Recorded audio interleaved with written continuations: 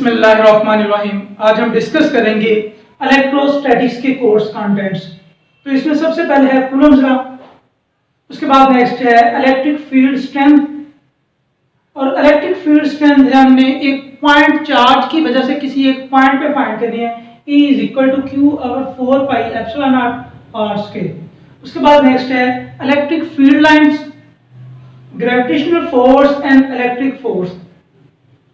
तो सबसे पहले है ये इलेक्ट्रोस्टैटिक्स है क्या। तो जो लफ्ज इलेक्ट्रो है ये लफ्ज यूज किया जाता है, ये इसके मीनिंग्स हम लेते हैं चार्ज के, और स्टैटिक के मीनिंग्स होते हैं रेस्ट के। यानी ये फिजिक्स की हमारे पास वो ब्रांच है जिसमें हम चार्जेस को स्टडी करते हैं रेस्ट की हालत में, उसको हम नाम देते हैं electrostatic under the action of electric force. उसके बाद नेक्स्ट है ये इलेक्ट्रिक फोर्स है क्या है। तो इलेक्ट्रिक फोर्स हमारे पास ऐसी फोर्सेस हैं जो पॉजिटिव और नेगेटिव चार्जेस को होल्ड करके रखती हैं, जिसके नतीजे में क्या होगा, एटम या मॉलिक्यूल्स बनेंगे। अब अगर हम एंटायर वर्ल्ड्स को देखें तो इसमें जितने भी हमारे पास ऑब्जेक्ट हैं वो क्या हैं, वो एटम या मॉलिक्यूल से मिलके बने हुए हैं। लिहाजा हमारे पास एवरीथिंग, अगर किसी भी चीज की हम बात करते हैं तो वो उसको जो होल्ड करके रखने वाली फोर्स है वो कौन सी फोर्स होगी, दैट इज इलेक्ट्रिक फोर्स। तो ये एमसीक्यू के लिए इंपॉर्टेंट है।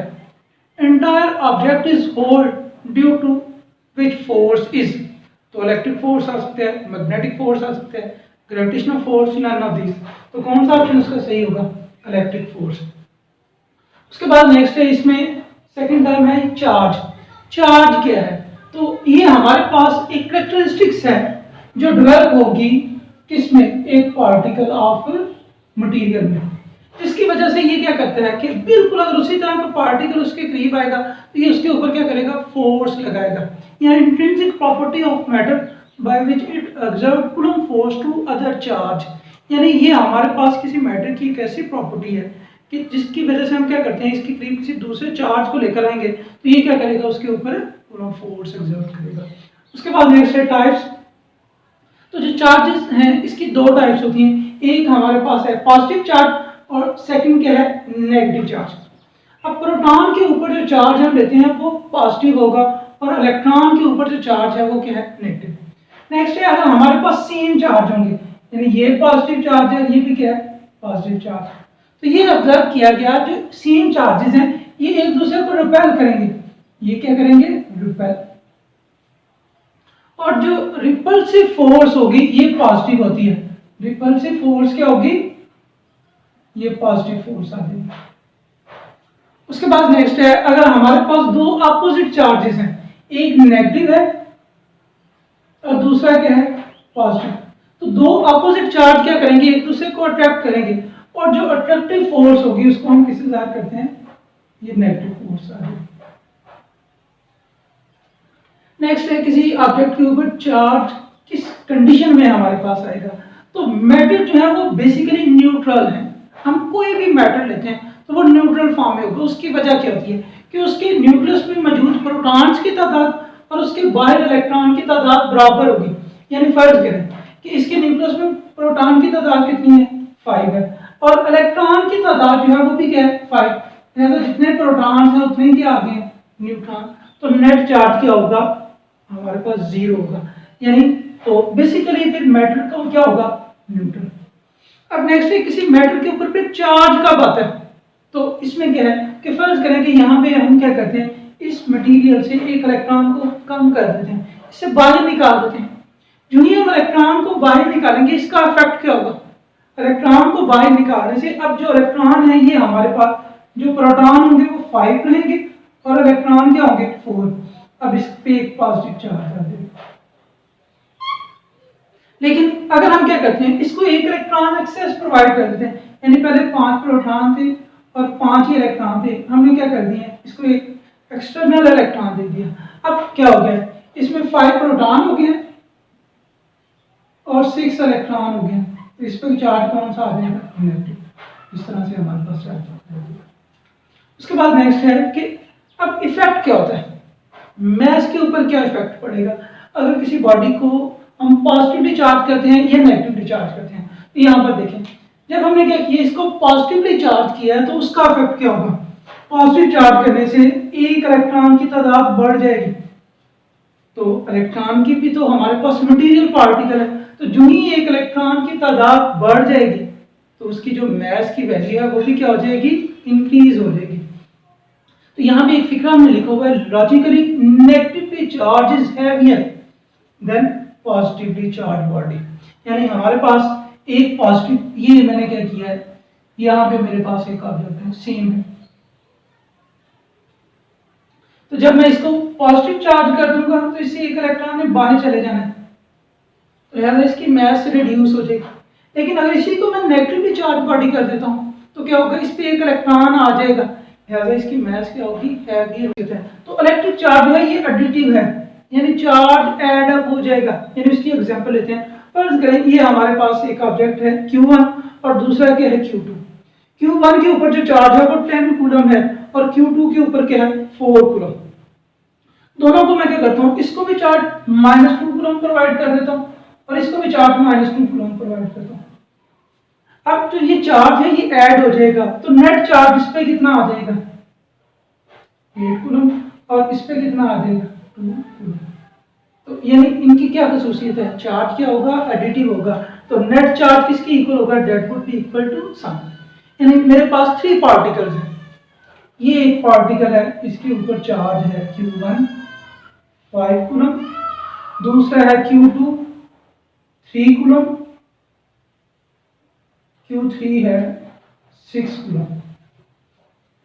अब मैं क्या करता हूँ, सारा चार्ज एक बॉडी पे या इनको आपस में कनेक्ट कर देता हूँ, तो जो टोटल चार्ज होगा that will be equal to their sum. तो वो किसके इक्वल आ जाएगा, दैट इज इक्वल टू 5 + 3 8 + 6 14।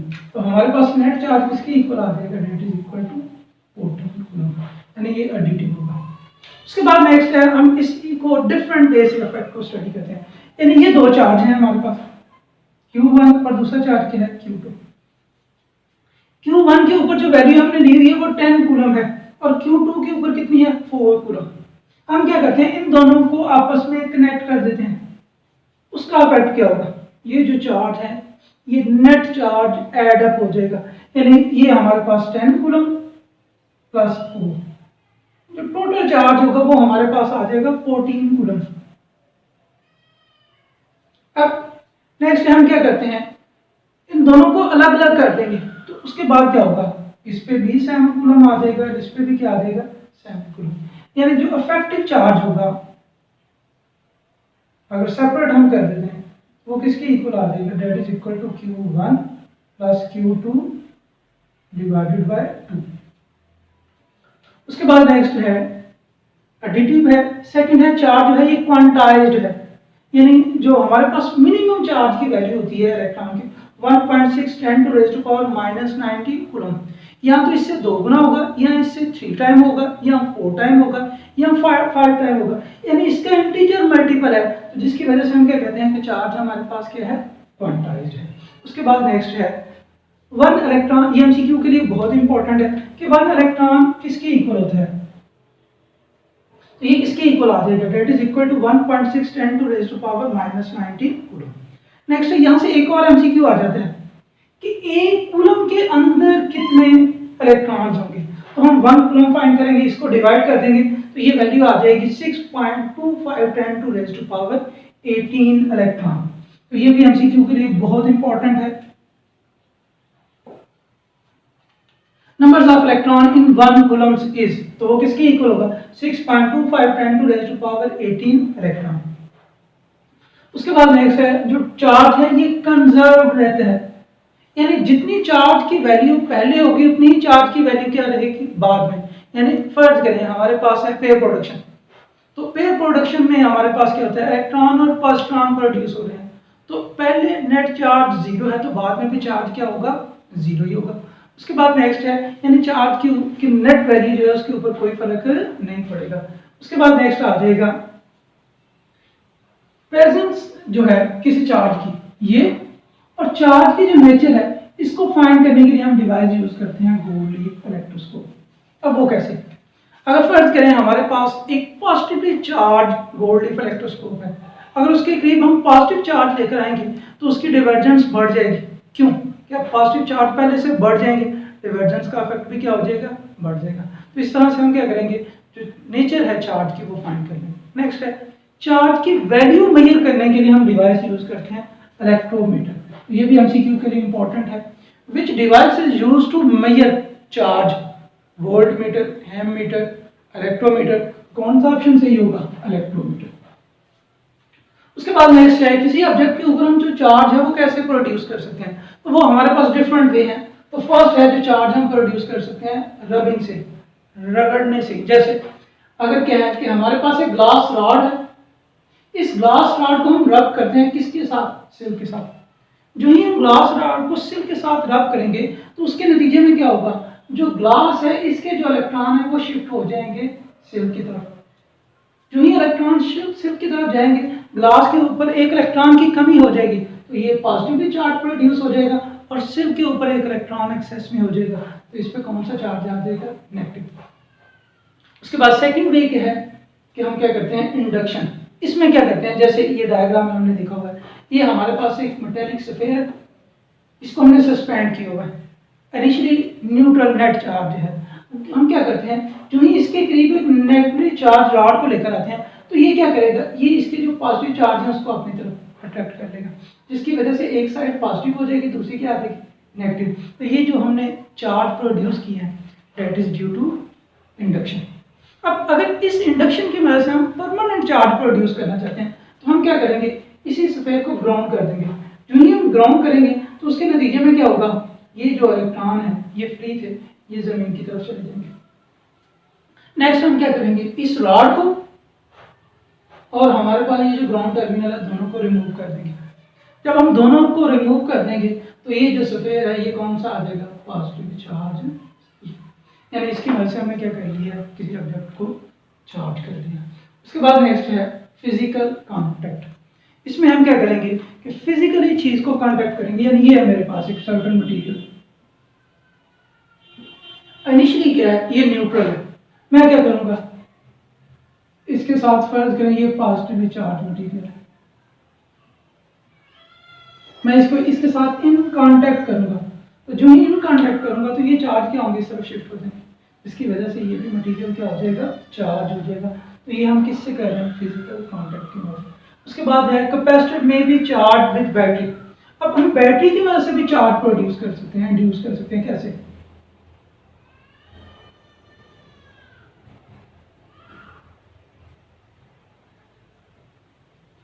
अब इसमें क्या होगा, ये हमारे पास नेगेटिव है, ये क्या है, पॉजिटिव। अब ये पॉजिटिव एंड है, अब इसमें क्या होगा, ये जो पॉजिटिव एंड है ये इलेक्ट्रॉन यहां से लेगा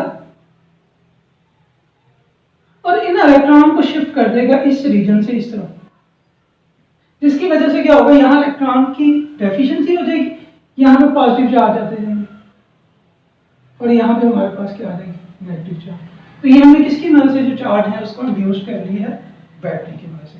उसके बाद नेक्स्ट है बहुत इंपॉर्टेंट एमसीक्यू है, कूलम्ब लॉ के रेलेवेंट एमसीक्यू क्या है, कहते हैं vector form of Coulomb's force is, जो कूलम्ब्स फोर्स है उसकी वेक्टर फॉर्म क्या है, तो F is equal to K Q1 Q2 over R square R unit vector.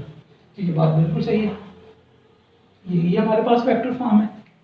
उसके बाद नेक्स्ट मोस्टली स्टूडेंट ने इसको सही किया होता है, हालांकि आप जब भी आपने एमसीक्यू को सॉल्व करना है तो देखना है कि बाकी ऑप्शन क्या है, उनको भी चेक कर लिया जाए, कहीं और दूसरा ऑप्शन तो नहीं करेक्ट आ रहा। नेक्स्ट है सेकंड ऑप्शन हमारे पास क्या है, F is equal to K Q1 Q2 R square R vector.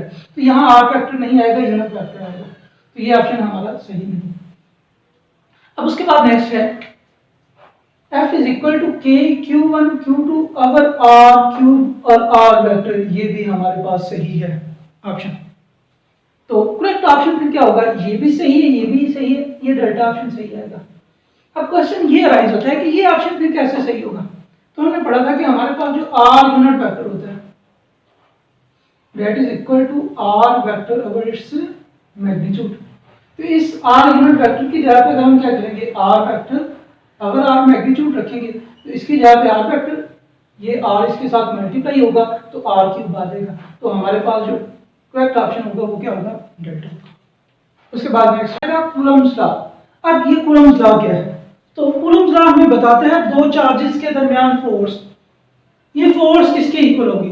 तो दो चार्जेस के दरमियान जो फोर्स होती है that is directly proportional to product of magnitude of their charges. यानी इससे क्या मुराद है कि जो हमारे पास दो चार्जेस की मैग्नीट्यूड का प्रोडक्ट होगा फोर्स उसके डायरेक्टली प्रोपोर्शन होगी। यानी पहले हमारे पास चार्ज है 1 कूलम और ये भी क्या है 1 कूलम, तो इनका प्रोडक्ट क्या आता है 1। उसके बाद नेक्स्ट है अगर हम चार्जेस को डबल कर देते हैं, ये भी हमारे पास 2 हो गया और ये भी क्या हो गया 2, तो इनका प्रोडक्ट क्या हो जाएगा 4। तो इस मीन के जो फोर्स है वो 4 टाइम इंक्रीज हो जाएगी। नेक्स्ट अगर हम क्या करते हैं, ये हमारे पास प्रोडक्ट हो जाता है, इसकी वैल्यू हम 3 कर देते हैं और इसकी वैल्यू भी क्या कर देते हैं 3। तो हमारे पास जो फोर्स है वो कितने टाइम इंक्रीज हो जाएगी 9 टाइम इंक्रीज हो जाएगी। तो इसके रेलेवेंट भी एमसीक्यू आ सकते हैं कि if magnitude of charge on each charge become 3 time, तो उसके नतीजे में जो फोर्स होगी वो कितनी हो जाएगी 9 टाइम हो जाएगी। तो जिस तरह हमें जो वैल्यू है उसको चेंज किया जाएगा फोर्स उसी के लिहाज से हम फाइंड कर लेंगे। उसके बाद नेक्स्ट है फोर्स जो है ये क्या है inversely proportional scale of R के। यानी अगर हम आर को डबल कर देते हैं तो फोर्स कितनी रिड्यूस हो जाएगी 4 टाइम। तो यहां पे एमसीक्यू आ जाता है if charge become double and distance also become double, तो तब क्या इफेक्ट होगा। तो जो ही हम चार्जेस को डबल करेंगे तो ये 4 टाइम बढ़ जाएगा, जब हम आर को डबल करेंगे ये 4 टाइम रिड्यूस होगा। इसका मतलब है कोई इफेक्ट नहीं पड़ेगा। तो इसके रेलेवेंट भी एमसीक्यू आ सकते हैं। उसके बाद नेक्स्ट है जब हम प्रोपोर्शनैलिटी के साइन को खत्म करते हैं तो इसकी जगह पे हमारे पास क्या आ जाएगा इक्वल और कांस्टेंट। तो ये कांस्टेंट ऑफ प्रोपोर्शनैलिटी है और की जो है इसकी वैल्यू दो चीजों पे डिपेंड करती है। एक डिपेंड कर रही है सिस्टम ऑफ यूनिट पे कि हम कौन सा सिस्टम ऑफ यूनिट ले रहे हैं, एसआई है, उसके बाद हमारे पास सीजीएस है या सेकंड मीडियम के है। अब अगर इन दोनों चीजों को हम स्पेसिफाई कर देते हैं कि हमने जो मीडियम लिया है दो चार्जेस के दरमियान वो फ्री स्पेस है और सिस्टम ऑफ यूनिट जो है वो क्या है एसआई, तो उस कंडीशन में जो की है हमारे पास आ जाएगा 1/4 पाई एप्सिलॉन नॉट। और अगर हम यहाँ एप्सिलॉन नॉट की बात करें तो that is permittivity of free space, यानी फ्री स्पेस में कितनी फोर्स पास कर सकती है। तो एप्सिलॉन नॉट आ जाएगा 8.85 10⁻⁻12 coulomb square over newton metre square. तो ये एमसीक्यू के लिए इंपॉर्टेंट है। यानी एमसीक्यू आ जाता है the value of epsilon not is या value of permittivity of free space is, तो वो क्या होगी 8.85 10⁻⁻12 coulomb square over newton metre square. पास सिर्फ इसका ये यूनिट पूछ लिया जाता है, जब यूनिट पूछ लिया जाएगा तो इतना ऐसा हम बता देंगे। ये भी एमसीक्यू के लिए इंपॉर्टेंट है। उसके बाद नेक्स्ट है अगर हम इस एप्सिलॉन नॉट की वैल्यू इस इक्वेशन में रखें तो हमारे पास जो कांस्टेंट ऑफ प्रोपोर्शनैलिटी है या कूलम्स कांस्टेंट है इसकी वैल्यू आ जाएगी 9 × 10⁻⁹ न्यूटन मीटर स्क्वायर पर कूलम स्क्वायर। तो ये भी एमसीक्यू के लिए इंपॉर्टेंट है। उसके बाद ये था हमारे पास फ्री स्पेस और सिस्टम ऑफ यूनिट कौन सा था एसआई। अब अगर हम दो चार्जेस के दरमियान किसी इंसुलेटिंग मटेरियल को रख देते हैं, किसी मीडियम को रख देते हैं, तो फिर जो हमारे पास कूलम कांस्टेंट है वो क्या आ जाएगा के मीडियम में आ जाएगा के वैक्यूम ओवर एप्सिलॉन आर। यानी जो हम मीडियम रखेंगे उसकी जो रिलेटिव परमिटिविटी होगी उसके लिहाज से या उसका जो डाइलेक्ट्रिक कांस्टेंट है उसके लिहाज से जितनी उसकी वैल्यू होगी उतनी ही हमारे पास जो के की वैल्यू है वो रिड्यूस हो जाएगी। तो उसके बाद नेक्स्ट है कि अगर हम क्या करते हैं कूलम फोर्स को डिस्कस करेंगे ये कौन सी फोर्स है, तो ये म्यूचुअल फोर्स है। म्यूचुअल फोर्स से क्या मुराद है कि जितनी फोर्स जो चार्ज Q1 है Q2 के ऊपर लगा रहा है बिल्कुल उतनी ही फोर्स Q2 क्या करेगा Q1 के ऊपर लगाएगा। यानी यहाँ पे Q1 जो Q2 के ऊपर फोर्स लगा रहा है उसको हमने F21 का नाम दिया हुआ है और Q2 जो Q1 के ऊपर लगा रहा है उसको हमने F12 का नाम दिया हुआ है। तो ये दोनों फोर्सेस मैग्नीट्यूड में क्या होंगी इक्वल होंगी, लेकिन क्योंकि इनकी डायरेक्शन अपोजिट है तो अपोजिट होने की वजह से हमने साथ साइन कौन सा यूज किया हुआ है नेगेटिव। नेक्स्ट है जो कूलम फोर्स है इन प्रेजेंस ऑफ मीडियम, वो उसकी वैल्यू क्या होगी। तो क्यों जब मीडियम की मौजूदगी में हमारे पास के मीडियम जो होता है ये रिड्यूस हो जाता है तो कूलम फोर्स भी क्या हो जाएगी रिड्यूस हो जाएगी। तो हमारे पास एफ मीडियम जो आ जाएगी F vacuum divided by epsilon R. तो एप्सिलॉन आर को हम डायरेक्टली कांस्टेंट का नाम देते हैं। तो डाइलेक्ट्रिक कांस्टेंट किसके इक्वल होगा या रिलेटिव परमिटिविटी, तो epsilon R is equal to F medium over F vacuum. तो यहाँ पे एक और एमसीक्यू के लिए जो एफ वैक्यूम की वैल्यू है ये लार्ज होगी किसकी निस्बत एफ मीडियम। उसके बाद नेक्स्ट है जो हम रिलेटिव परमिटिविटी या डाइलेक्ट्रिक कांस्टेंट लेते हैं डिफरेंट मटेरियल के लिए। अगर तो हमारे पास मटेरियल इंसुलेटर है तो उसके लिए एप्सिलॉन आर की जो वैल्यू है ये ग्रेटर देन 1 होगी, लेकिन मेटल के लिए इसकी वैल्यू कितनी होती है, इनफिनिट होती है। अब नेक्स्ट है इसके रिलेवेंट बहुत इंपॉर्टेंट एमसीक्यू, कहते हैं epsilon R for insulator can be, हमारे पास जो इंसुलेटर मटेरियल है उनके लिए एप्सिलॉन आर की वैल्यू क्या हो सकती है, -1, 0, 0.25। तो अभी हमने थोड़ी देर पहले क्या डिस्कस किया था, ग्रेटर देन 1, तो ये भी लेस देन 1 है, ये भी लेस देन 1 है, ये भी क्या है लेस देन 1, तो कौन सा ऑप्शन सही होगा, ग्रेटर। अब इसी अगर एमसीक्यू को थोड़ा सा चेंज कर दिया जाए, the epsilon R for metal, यहाँ पे मेटल आ जाए तो मेटल के लिए फिर इसकी वैल्यू क्या आएगी, उसके लिए हमारे पास इसकी वैल्यू इनफिनिट आ जाएगी। ये भी एमसीक्यू आ सकते हैं आपके। उसके बाद नेक्स्ट है in presence of dielectric constant epsilon R the coulomb force is F, यानी ये हमारे पास दो चार्जेस हैं, इनके दरमियान हमने क्या रखा हुआ है, डाइलेक्ट्रिक, तो उस कंडीशन में जो फोर्स है वो क्या है, F. When dielectric is removed, अब जब डाइलेक्ट्रिक है तो तब फोर्स एफ है, जब इस डाइलेक्ट्रिक को हम रिमूव कर देंगे तो तब फोर्स हमारे पास क्या आ जाएगी। तो जो ही हमने डाइलेक्ट्रिक को रिमूव करना है तो हमारे पास फोर्स बढ़ जाएगी। अब फोर्स कितनी बढ़ेगी, जितना फैक्टर हम ये रिड्यूस कर देंगे, तो हमने एप्सिलॉन आर फैक्टर रिड्यूस किया तो फोर्स इतनी बढ़ जाएगी, तो जो करेक्ट ऑप्शन होगा ये हमारे पास आ जाएगा एफ एप्सिलॉन आर।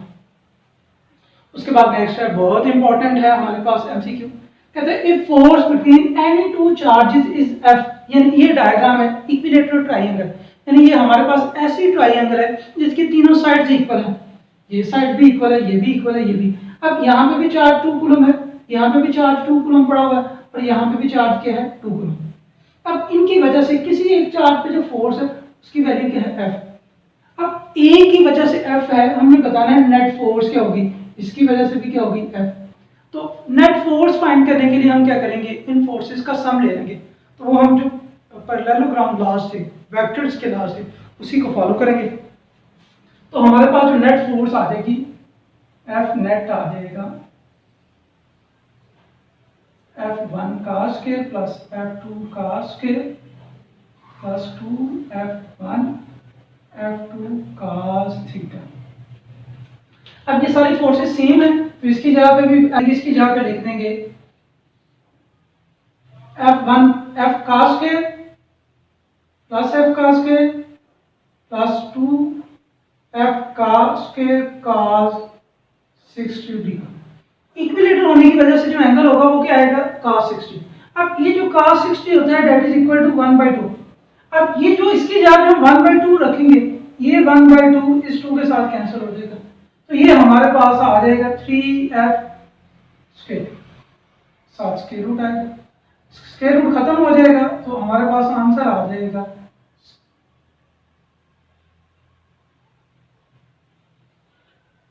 तो इसमें जो करेक्ट ऑप्शन है स्क्वायर रूट 3F, तो डेल्टा ऑप्शन जो होगा वो हमारे पास सही आ जाएगा। नेक्स्ट इसी के रेलेवेंट एमसीक्यू आ जाता है कि अगर हम यहाँ सेंटर में चार्ज रख देते हैं एक चार्ज को तो उसके ऊपर फोर्स क्या होगी। तो यहाँ पे हमारे पास सेंटर में जो इलेक्ट्रिक इंटेंसिटी की वैल्यू है वो 0 है, लिहाजा फोर्स क्या होगी 0 आ जाएगी। उसके बाद नेक्स्ट है यहाँ पे हमने एक क्यूबिकल शेप ली हुई है। अब क्यूबिकल शेप के जो डिफरेंट कॉर्नर पे हैं हमने इक्वल चार्ज रखा हुआ है, Q coulomb 1 coulomb 1 coulomb 1 coulomb, यहाँ पे भी हमारे पास 1 कूलम है। तो ये पूछ लिया जाता है बताएं इसके सेंटर में जो नेट फोर्स है वो क्या होगी, वो नेट फोर्स क्या होगी 0 होगी। क्यों, इसकी वजह से हमारे पास जो सेंट्रल पॉइंट है वहाँ पे इलेक्ट्रिक फील्ड जो इंटेंसिटी है वो 0 है, तो फोर्स भी क्या आ जाएगी 0। जिस तरह हमने पढ़ा था कि हमारे पास एक हॉलो चार्ज स्फीयर है तो इसके ऊपर जो चार्ज है वो यूनिफॉर्मली डिस्ट्रीब्यूटेड है, तो सेंट्रल पॉइंट में इलेक्ट्रिक इंटेंसिटी 0 होती है, लिहाजा फोर्स भी क्या होती है 0। बिल्कुल सेम सिचुएशन यहाँ पर है। उसके बाद नेक्स्ट है which graph is correct according to the coulomb's law. तो इसमें हमने बताना है कि कौन सा ग्राफ जो है वो करेक्ट है। तो फर्स्ट है, ये ग्राफ जो शो कर रहा है इनवर्सली, जो फोर्स है that is inversely proportional to square of R, ये बात बिल्कुल सही है। लेकिन ये इनवर्स रिलेशन को नहीं, एक बढ़ रहा है दूसरा कम हो रहा है। ये सेट जो ग्राफ है इसमें अगर हम देखें तो force is directly proportional to 1/r square, तो ये बात भी सही है। यानी एक दफा क्या किया हुआ है F और ये हमने r स्क्वायर, इन दोनों के दरमियान ग्राफ ड्रा किया हुआ है, तो तब ये फॉर्म बन जाएगी। और अगर हम क्या करते हैं F और 1/r के दरमियान ग्राफ ड्रा करते हैं तो फोर्स डायरेक्टली प्रोपोर्शन होगी 1/r स्क्वायर के, तो उस कंडीशन में क्या आएगा, स्ट्रेट लाइन। तो इसके लिए हमारे पास जो करेक्ट ऑप्शन होगा वो डेल्टा होगा, बोथ ए एंड सी। इसके बाद नेक्स्ट एमसीक्यू है हमारे पास, इसमें क्या है, टू आइडेंटिकल कंडक्टिंग बॉल्स, यानी हमारे पास टू आइडेंटिकल कंडक्टिंग बॉल्स हैं जिनके ऊपर जो चार्ज है वो क्या है, हैविंग पॉजिटिव चार्ज। अब एक के ऊपर जो चार्ज है ये Q1 है और दूसरे के ऊपर जो चार्ज है इसकी वैल्यू क्या है, Q2, और इनके दरमियान जो सेपरेशन है वो क्या है, R। कहते हैं if they made to touch, यानी हम दोनों को क्या करते हैं, आपस में कनेक्ट कर देते हैं each other and separate to the same distance, और कनेक्ट करने के बाद दोबारा क्या कर देंगे, उनको सेपरेट कर देंगे। The force between them will be, तो उसके बाद फोर्स क्या होगी। तो हमने इससे पहले डिस्कस किया था कि अगर हमारे पास दो चार्जेस हैं तो बिफोर कंडक्शन अगर हमने क्या करना है, इनके दरमियान कूलम्ब फोर्स फाइंड करनी है, तो वो फोर्स होगी या फिर proportional to Q1 Q2 over R square. तो ये डिस्टेंस तो सेम रह रहा है, तो लिहाजा फोर्स किसके ऊपर डिपेंड करेगी, product of magnitude of their charges, यानी force is directly proportional to product of magnitude of their charges. F आ जाएगा Q1 into Q2। उसके बाद नेक्स्ट है, जो इन दोनों चार्जेस को हम कंबाइन कर देंगे तो उसके कंडीशन में हमारे पास जो चार्ज होगा, ईच के ऊपर जो चार्ज आएगा वो आ जाएगा Q1 is equal to Q1 plus Q2 divided by 2। अब अगर इस कंडीशन में Q1 की वैल्यू भी ये होगी और Q2 की वैल्यू भी यही होगी, क्यों, दोनों के ऊपर सेम चार्ज आ जाएगा, Q1 plus Q2 divided by 2। अब अगर हमें फोर्स फाइंड करनी है तो फोर्स किसके इक्वल आ जाएगी, फोर्स प्रोपोर्शनल होगी Q1 plus Q2 divided by 2 whole का स्क्वायर आ जाएगा। तो ये जो फैक्टर हमारे पास बन रहा है Q1 plus Q2 divided by 2 का स्क्वायर, ये जो फैक्टर होगा ये लार्ज होगा as compared to product of Q1 Q2। तो इसका इफेक्ट फिर क्या होगा कि जो बाद में हमारे पास फोर्स की वैल्यू होगी वो क्या होगी, लार्ज होगी, क्यों, प्रोडक्ट की वैल्यू क्या होगी, इंक्रीज होगी है। तो हमारे पास करेक्ट ऑप्शन क्या होगा, मोर देन बिफोर, यानी पहले से इसकी वैल्यू क्या आ जाएगी, ज्यादा आ जाएगी। उसके बाद नेक्स्ट है, बहुत इंपॉर्टेंट एमसीक्यू है, टू चार्जेस ऑफ, हमारे पास दो चार्जेस हैं, एक चार्ज की वैल्यू कितनी है 1 माइक्रोकूलम और दूसरा कितना है 4 माइक्रोकूलम, आर अपार्ट 1/2 मीटर, और इनमें जो सेपरेशन है वो कितनी है 1/2 मीटर। हमने क्या करना है, the ratio of coulomb force experienced by two charges is, हमने ये बताना है कि जो चार्ज Q1 Q2 के ऊपर फोर्स लगाएगा और जो चार्ज Q2 Q1 के ऊपर फोर्स लगाएगा, इनकी रेशियो क्या होगी। तो इससे पहले हमने डिस्कस किया था जो कूलम्ब फोर्स है ये म्यूचुअल फोर्स है, इट्स मीन कि जितनी फोर्स चार्ज Q1 चाहे ये स्मॉल है, जितनी ये चार्ज इसके ऊपर फोर्स लगाएगा उतनी ही ये चार्ज क्या करेगा, इसके ऊपर फोर्स लगाएगा। तो दोनों की फोर्स की वैल्यू क्या होगी, सेम। जब दोनों की सेम होगी तो हमारे पास रेशियो क्या आ जाएगी, 1:1 आ जाएगी, यानी अल्फा ऑप्शन सही होगा। उसके बाद नेक्स्ट है, when electric force is equal to the weight then electric intensity is, यानी ये कंडीशन गिवन है कि अगर हमारे पास जो इलेक्ट्रिक फोर्स है Fe is equal to Fg, Fe किसके इक्वल होता है, that is equal to Qe, और जो ग्रेविटेशन होगी mg की, यहाँ से अगर हम E फाइंड करते हैं तो E किसके इक्वल आ जाएगा, E इज इक्वल टू आ जाएगा mg ओवर q। तो कौन से ऑप्शन में है mg ओवर q, तो जो C ऑप्शन है ये सही है, तो ये हमारे पास MCQ सही है। उसके बाद नेक्स्ट हिस्सा है इलेक्ट्रिक फील्ड स्ट्रेंथ या इलेक्ट्रिक इंटेंसिटी भी कहते हैं।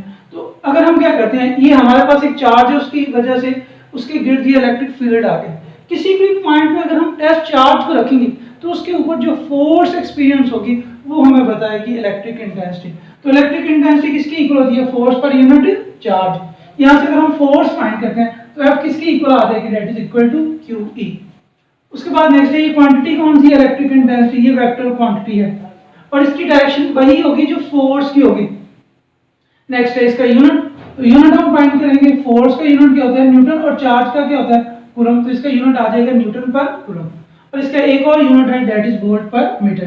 तो बात एमसीक्यू आ जाता है कि unit of electric intensity is, तो अल्फा ऑप्शन में ये है, बीटा में ये है, सी में कोई और लिखा हुआ है, तो डेल्टा में क्या आ जाएगा? Both A and B. तो ये दोनों ऑप्शन क्या होंगे, जो दोनों यूनिट होंगे वो किसके होंगे? इलेक्ट्रिक इंटेंसिटी की आ जाएगी। उसके बाद हमें क्या करना है? एक इस चार्ज की वजह से किसी एक पॉइंट पे इलेक्ट्रिक इंटेंसिटी को फाइंड करना है। तो उसके लिए हम क्या करेंगे? दो जो चार्जेस हैं इनके दरमियान कूलम फोर्स फाइंड करेंगे बाय यूजिंग कूलम्स लॉ। तो F आ जाएगा, F is equal to K Q into Q R square unit vector. अब इस फोर्स की वैल्यू जब इस इक्वेशन में हम रखेंगे तो हमारे पास इलेक्ट्रिक इंटेंसिटी आ जाएगी K Q over R square R unit vector. ये यूनिट वेक्टर हमें क्या करता है? इलेक्ट्रिक इंटेंसिटी की डायरेक्शन बताता है। अब यहां से अगर हम क्या करते हैं? E और R का ग्राफ ड्रा करते हैं। ये हमारे पास E है और ये क्या है? R। तो E जो है वो इनवर्सली प्रोपोर्शनल है स्क्वायर ऑफ R के, तो इसका जो ग्राफ आएगा वो हमारे पास कुछ इस तरह से आ जाएगा। नेक्स्ट अगर हम क्या करते हैं? E और 1 ओवर R स्क्वायर का ग्राफ ड्रा करते हैं तो E जो है ये डायरेक्टली प्रोपोर्शनल होगी 1 ओवर R स्क्वायर की। तो ये जो ग्राफ आएगा ये हमारे पास क्या आ जाएगा? Straight line. नेक्स्ट है बहुत इंपॉर्टेंट एमसीक्यू के लिए ये वाला पॉइंट है। अब लिखा होता है कि vector form of electric intensity is, यानी ये जो इलेक्ट्रिक इंटेंसिटी है इसकी वेक्टर फॉर्म कौन सी होगी? तो फर्स्ट ऑप्शन दे दिया जाता है E is equal to K Q R square R unit vector. उसके बाद बीटा ऑप्शन ये होता है, सी में हमारे पास ये ऑप्शन चेंज कर दिया जाता है और डेल्टा होता है बोथ ए एंड बी। तो मोस्टली ये देखा गया है कि स्टूडेंट बगैर देखे जल्दी से इसको टिक कर देते हैं, ये बात सही है। लेकिन जब ये वाला ऑप्शन भी मौजूद होगा तो फिर हमारे पास बोथ ए एंड बी वाला ऑप्शन क्या आ जाएगा? करेक्ट। तो ये एमसीक्यू के लिए बहुत इंपॉर्टेंट पॉइंट है। यानी इसमें हमारे पास क्या आ जाए? आया कैसे? आर यूनिट वेक्टर किसके इक्वल होता है? अगर वेक्टर को उसकी मैग्नीट्यूड से डिवाइड करेंगे तो क्या आ जाएगा? R unit vector. तो ये हमारे पास फॉर्म आ जाएगी, इसकी जगह पर रखेंगे तो r vector over r cube आ जाएगा। नेक्स्ट है अगर हमने क्या कर दिया है कि दो चार्जेस के दरमियान किसी डाइलेक्ट्रिक मीडियम को रख देते हैं तो ई मीडियम जो होगा that is equal to E vacuum over epsilon R. तो उसके बाद नेक्स्ट है इलेक्ट्रिक फील्ड लाइंस। ये इलेक्ट्रिक फील्ड लाइंस है क्या? तो ये हमारे पास विजुअल रिप्रेजेंटेशन है इलेक्ट्रिक फील्ड्स को लाइंस के थ्रू, उसको हम नाम देते हैं इलेक्ट्रिक फील्ड लाइंस। तो ये उसके रेलेवेंट इंपॉर्टेंट पॉइंट है। जो इलेक्ट्रिक फील्ड लाइंस है ये ओरिजिनेट्स होंगी पॉजिटिव चार्ज से और टर्मिनेट कहां पे होती है? नेगेटिव चार्ज में। उसके बाद नेक्स्ट है अगर हम किसी भी पॉइंट पे इलेक्ट्रिक फील्ड की डायरेक्शन फाइंड करना चाहते हैं तो वहां पे हम क्या लेंगे? टेंजेंट। यानी फील्ड लाइंस के ऊपर जो टेंजेंट है वो हमें किसकी डायरेक्शन बताएगा? इलेक्ट्रिक फील्ड की। नेक्स्ट है वो रीजन जहां पे फील्ड लाइंस क्लोजर होंगी, यानी ये हमारे पास चार्ज है, इससे ये फील्ड लाइंस ओरिजिनेट्स हो रही हैं। तो ऐसा रीजन जहां पे फील्ड लाइंस क्या होंगी? क्लोजर होंगी। यानी जैसे ये रीजन है यहाँ क्लोजर है तो यहाँ फील्ड क्या होगा? स्ट्रांग। और जहां पे फील्ड लाइंस एक दूसरे से अवे होंगी, यानी जो ही हम दूर जाएंगे तो सेपरेशन बढ़ती जाएगी और फील्ड क्या होता जाएगा? वीक होता जाएगा। उसके बाद नेक्स्ट है जो टू फील्ड लाइंस है ये एक दूसरे को कभी क्रॉस नहीं करती। उसकी वजह क्या है? कि एक पॉइंट पे जो फील्ड लाइंस की डायरेक्शन है वो क्या होगी? एक होगी, जिसकी वजह से ये क्रॉस नहीं करती। नेक्स्ट है जो E है, जो इलेक्ट्रिक फील्ड इंटेंसिटी है, ये यूनिफॉर्म कब होगी? यानी हमारे पास ऐसा रीजन जिसमें फील्ड लाइंस पैरेलल हैं, इक्वली स्पेस्ड हैं और सेम पास कर रही हैं यूनिट एरिया में से, तो उसमें हमारे पास इलेक्ट्रिक फील्ड क्या होगा? यूनिफॉर्म आ जाएगा। नेक्स्ट है ये एमसीक्यू के लिए बहुत इंपॉर्टेंट पॉइंट्स है, जीरो फील्ड लोकेशन। यानी वो रीजन जहां पे फील्ड की वैल्यू जीरो होती है। तो फर्स्ट है इसमें हम डिस्कस करते हैं कि हमारे पास दो चार्जेस हैं, दोनों सिमिलर हैं और इक्वल है। यानी ये चार्ज Q है, ये भी 1 कूलम है, और ये जो दूसरा चार्ज है ये Q, ये भी क्या है? 1 कूलम। अब इन दो चार्जेस की वजह से कौन सा ऐसा पॉइंट होगा जहां पे फील्ड जीरो होगा? तो हमने इस प्रॉपर्टी में डिस्कस किया था, अगर दो सेम चार्जेस हैं तो उनके दरमियान जो मिड पॉइंट होगा यहाँ पे इलेक्ट्रिक इंटेंसिटी की वैल्यू क्या होगी, 0 होगी, यानी ये फील्ड फ्री रीजन होगा। उसके बाद नेक्स्ट है, अगर हमारे पास सिमिलर चार्जेस हैं टू लेकिन अनइक्वल है, यानी इसमें एक चार्ज की वैल्यू हमने रखी हुई है 4 कूलम और दूसरा कितना है 1 कूलम, तो अब इनकी वजह से कौन सा ऐसा पॉइंट है जहां पे फील्ड 0 होगा, तो हमने यहाँ पे जो फील्ड है वो हमेशा जो स्मॉलर पार्टिकल होगा उसके करीब आएगा, तो ये स्मॉलर पार्टिकल के करीब हमने एक पॉइंट ले लिया। अब इस पॉइंट पे हम चार्ज Q1 की वजह से इलेक्ट्रिक इंटेंसिटी की वैल्यू फाइंड करेंगे, इसी तरह चार्ज Q2 की वजह से फाइंड करेंगे। तो दोनों की मैग्नीट्यूड अगर इक्वल होगी तो यहाँ पे हमारे पास फील्ड क्या आ जाएगा, 0 आ जाएगा।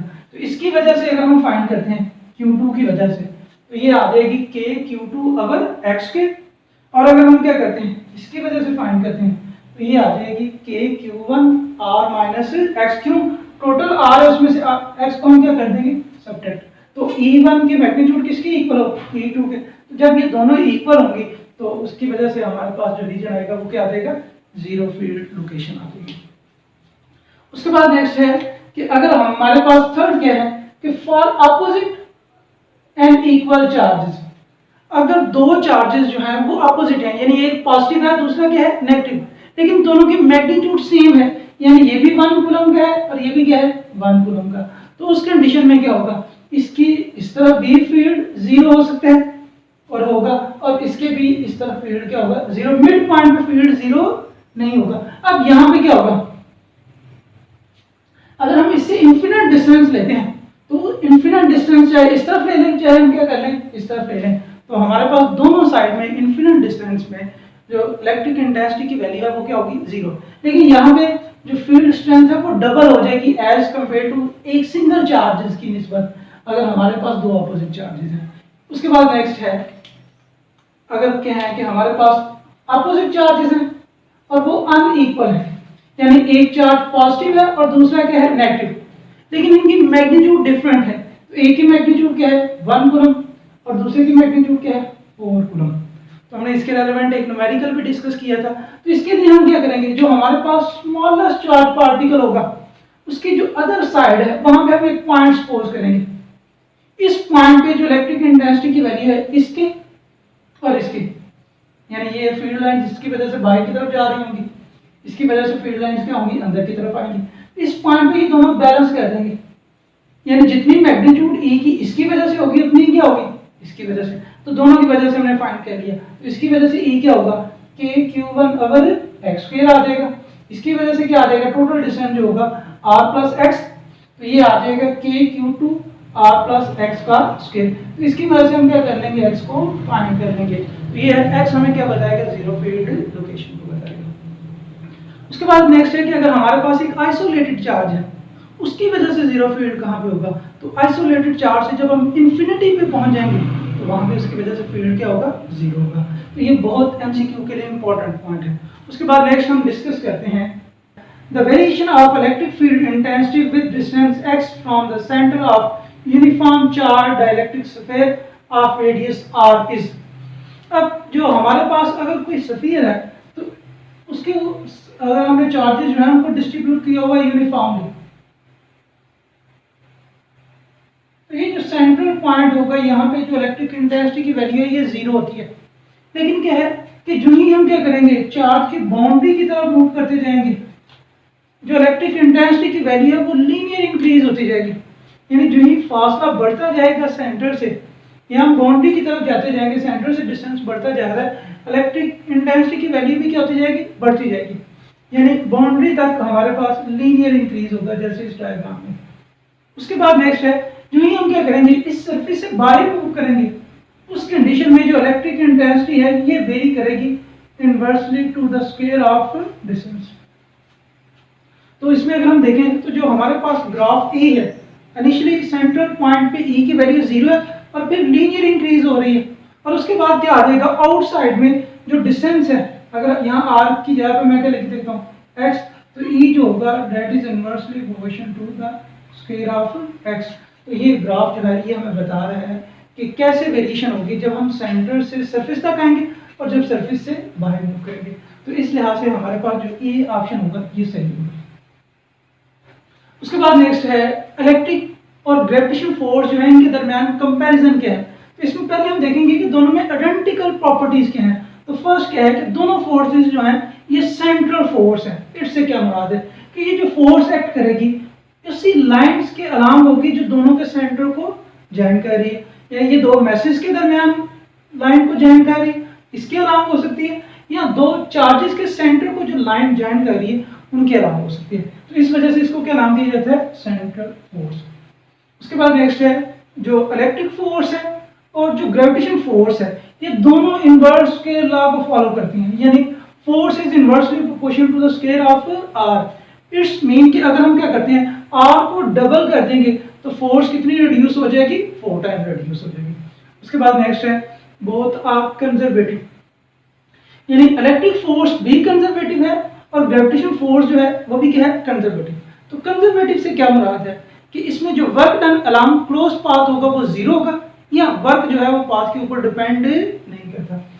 उसके बाद नेक्स्ट है इसके रेलेवेंट हम एक इंपॉर्टेंट एमसीक्यू को डिस्कस करते हैं। क्या है, कहते हैं if 10 joule work done to displace a charge q from point A to B along path 1, यानी हमारे पास एक चार्ज q है उसको हम क्या करते हैं पॉइंट A से पॉइंट B तक लेकर जाते हैं, तो जो वर्क करना पड़ता है वो कितना है 10 जूल। नेक्स्ट पूछा गया है कि work done along path 2 will be, तो इस पाथ के अलोंग वर्क क्या होगा। तो अभी हमने क्या कहा है कि हमारे पास जो इलेक्ट्रिक फोर्स है वो कौन सी फोर्स है, that is a conservative force.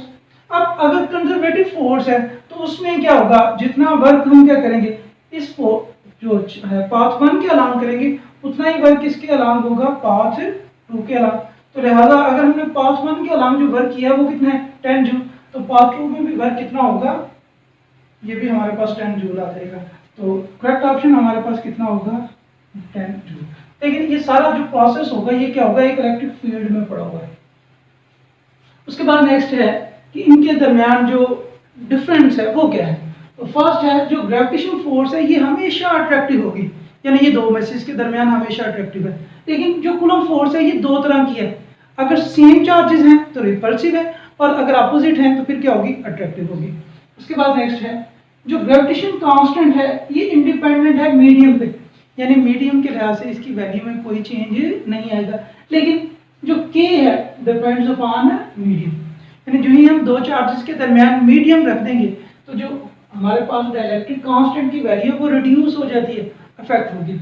उसके बाद नेक्स्ट है जो हमारे पास इलेक्ट्रिक फोर्स है ये इसकी वैल्यू बहुत लार्ज होती है, यानी एक्सट्रीमली लार्ज है। क्यों, जो k हम यूज करते हैं तो k की वैल्यू हमारे पास होगी k is equal to 9 × 10⁻⁹ newton metre square per coulomb square. तो k की वैल्यू लार्ज होती है, लेकिन जब हम ग्रेविटेशन कांस्टेंट लेते हैं वो था 6.67 10⁻⁻11 न्यूटन मीटर स्क्वायर पर किलोग्राम स्क्वायर। तो ये वैल्यू बहुत ज़्यादा स्मॉल होती है जिसकी वजह से जो इलेक्ट्रिक फोर्स है वो स्ट्रांग है और जो ग्रेविटेशनल फोर्स है वो क्या है, वीक है। उसके बाद नेक्स्ट था ये हमने एमसीक्यू जो डिस्कस कर लिया। तो ये था हमारे पास आज का लेक्चर। अल्लाह हाफिज़।